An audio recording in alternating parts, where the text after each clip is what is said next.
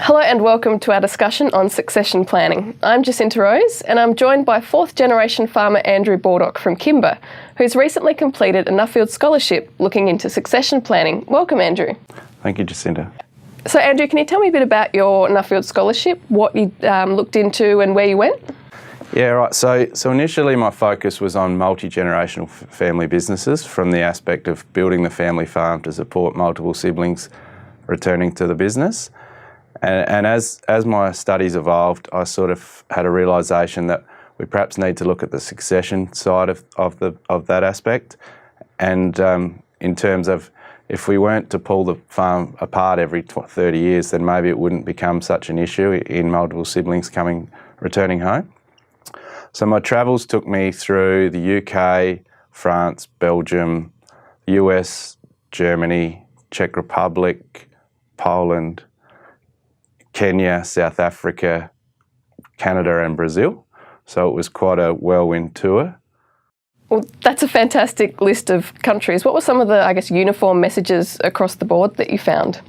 Yeah, well, I guess it became pretty evident early on that succession probably was the number one topic worldwide, variety of reasons, some being communist countries we visited, subsistence farmers where land was an issue, high value land areas, but the common thread was it was very hard to continue farming from a family aspect.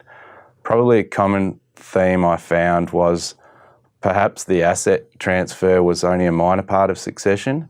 It was probably a lot more to do with the communication and the transition management of those family farms in terms of how do we attract good youth to our businesses, and then how do we integrate them into our business. Commonly there's sons in particular or siblings will come home and there's a time where everybody's very excited and it's all good, but then as time progresses there becomes quite a power struggle between the incoming generation and the outgoing generation. I think there's a real need to set up a transition management system in terms of clearly defined roles and responsibilities and helping that support those children coming through. And how will you apply some of the lessons that you learnt to your own business? Because I guess that's what it was all about at the start. Yeah, absolutely. I mean, not only for my own business, but farm businesses, Australia and nationally.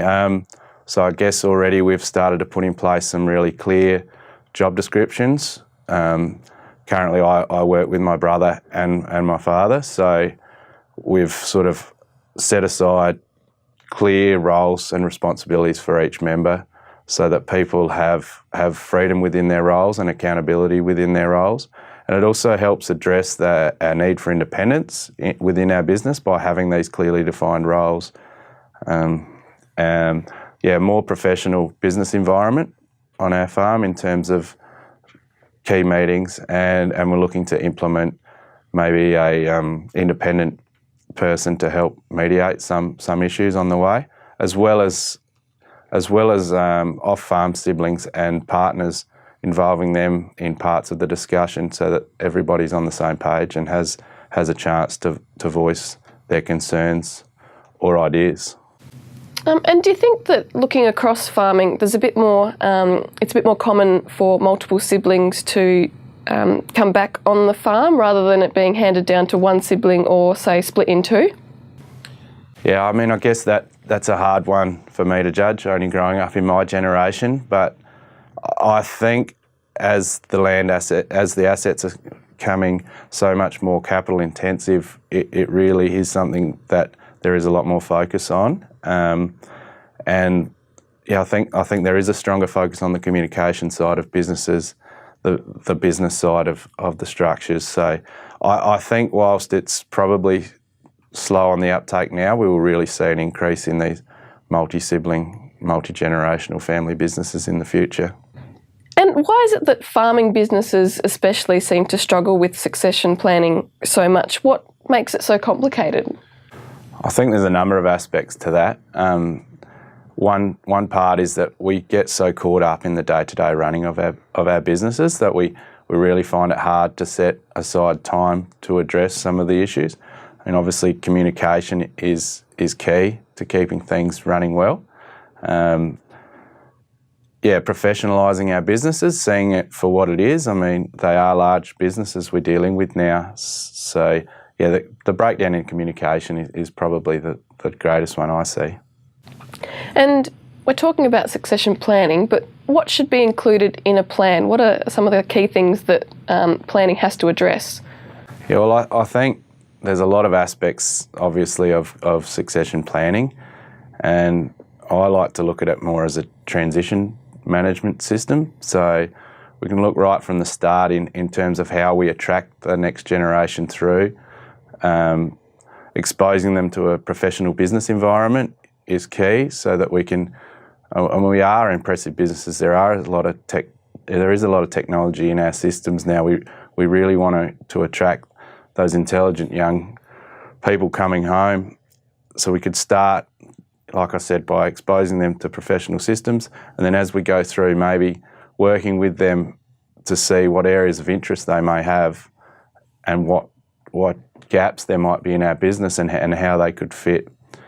And then when we look at introducing them to the system, looking at those job descriptions, breaking it down, having a clear pathway into the business for those children as we go, because we find often as that next generation comes in, there's a real power struggle, and I heard it referred to as the decade of dysfunction many times by succession planners as I travelled.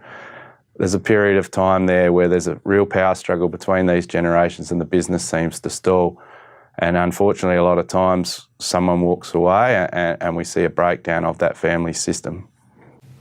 And going on from that, what are some of the common mistakes that you've heard of people making?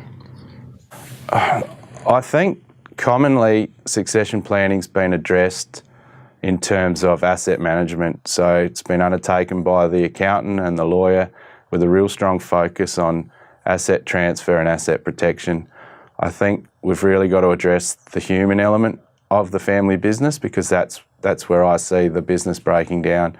So setting up, as I said before, some clear transition points, and I think it's very important to engage an independent person to deal with these things, because it is complicated. People are complicated. We've got to deal with many different personalities. And speaking of personalities, sometimes there's big personalities. How do you manage that, with multiple people being involved, all having different opinions? How do you manage those big personalities? Yeah, I guess there's a number of ways. I think in an ideal world, you would involve an independent, particularly where you've got very different and strong opinions. Getting back to those job descriptions, realising that everybody has a need for independence and finding ways of addressing that by giving them freedom within their roles. And with freedom and roles, we see accountability, which can really help the business grow. But there are a number of ways of overcoming that. And I think it's really important that businesses take the time to address these issues, rather than so commonly we see these farms split up, lose their economies of scale, and often, unfortunately, a number of those businesses don't survive. So it's pretty clear that there's a lot on the line. For people watching at home who aren't sure where to start, what can be a good first step to take? There's a number of providers of these services. I would certainly recommend engaging in these services. Take the time, get to know these providers, because there are a number of them out there, and find one that you're comfortable with.